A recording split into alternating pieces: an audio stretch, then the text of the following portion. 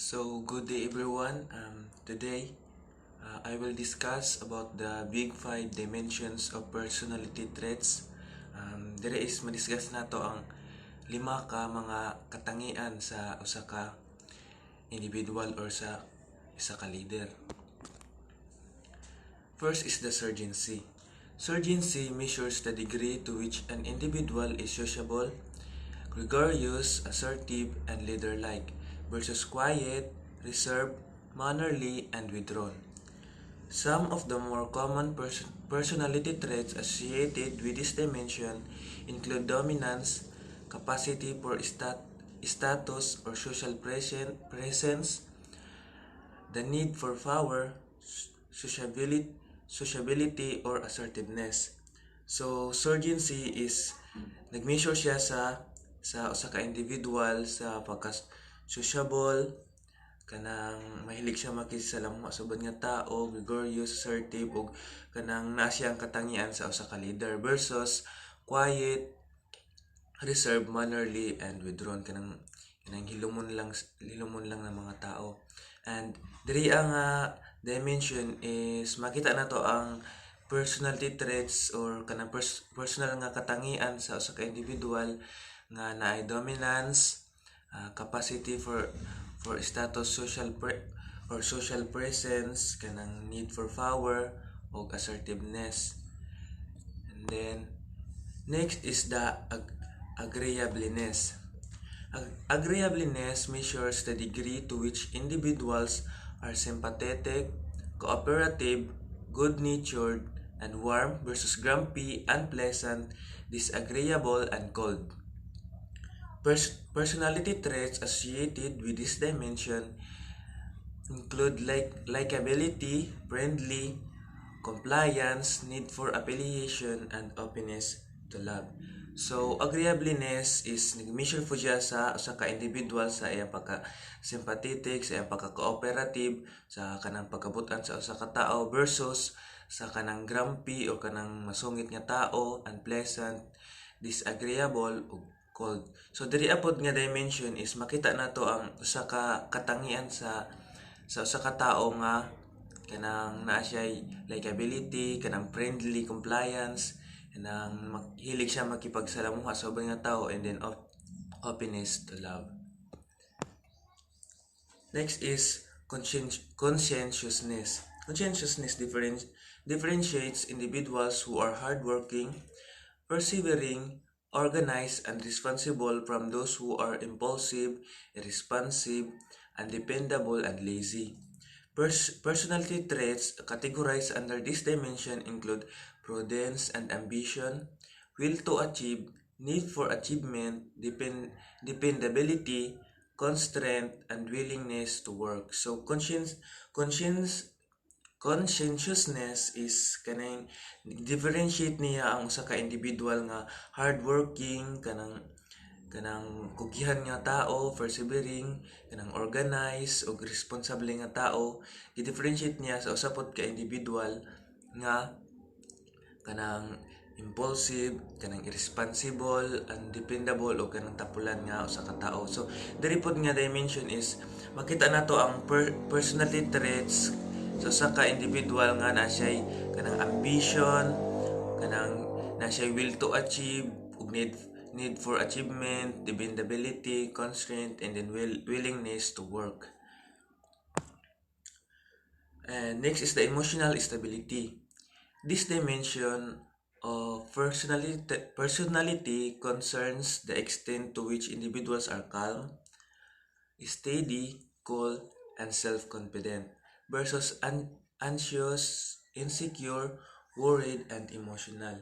Some of the personality traits associated with emotional stability include composure, self-awareness, and acceptance and affect. So, emotional stability is, diri nga dimension is, makita nito ang mga personalities sa ka individual nga kalma, steady, cool, o kanang na siya self-confident versus anxious, insecure, worried, o kanang emotional. So diri nga dimension is naay makita nato ang kuan personality traits or kanang mga katangian nga hilig siya og kanang composure, na siya self-awareness o acceptance, and then affect. And then last is the intellectance. This dimension of personality concerns the extent to which an individual is imaginative, cultured, broad-minded, and curious versus concrete-minded, practical, and having narrow interest.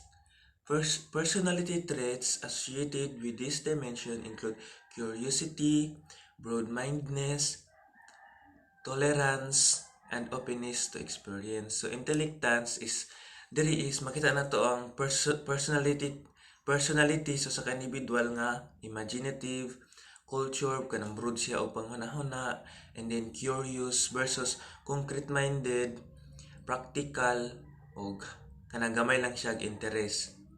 So diri apod is makita nato ang personality traits o mga katangian sa ka-individual nga kanang curious, kanang broad siya panghuna-huna, tolerance, and then open siya permente para sa mga experience nga maabot sa iyang kinabuhi.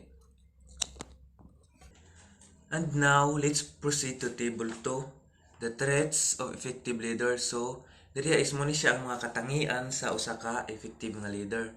So diriya is makita nato sa taas nga na ang trait and then the description. So traits mo ni siya mga katangian is the drive, integrity, leadership motivation, self-confidence, intelligence, task-relevant knowledge, emotional maturity, and then flexibility.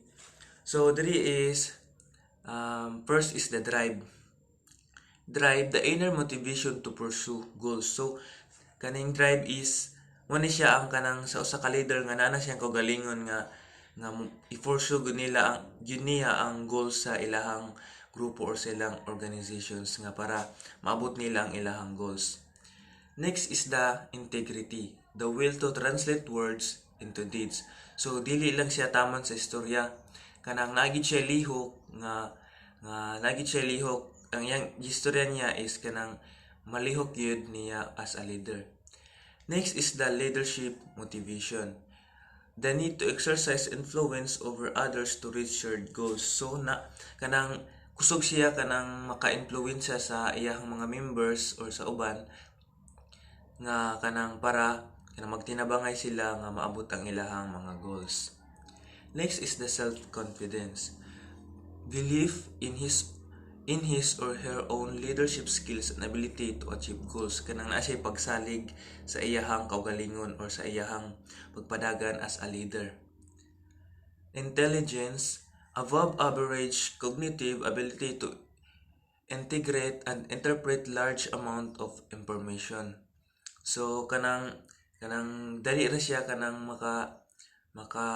makasabot sa mga mga information. Okay, kanang naman siya intelligence. So next is the task relevant knowledge, the set and explicit knowledge about the organization, profession, and technical matters. So na siya knowledge about sa ilahang sa organization or sa iyahang dapat buhaton sa as a leader. Then the emotional maturity, the ability to control his or her feelings and accept criticism. So naa siya maturity sa iyahang emotion. So kaya niya dawaton ang unsa may mga istorya sa uban sa iya as a leader. And then the flexibility, ability to respond appropriately to changes in the setting. So kanang kung naay kanang mga kabag-uhan is flexible siya nga kanang mubag-o or na may mga kamalian niya. So siya flexible siya nga para bag-uhon ng iyahang mga mali. And that's all for my report.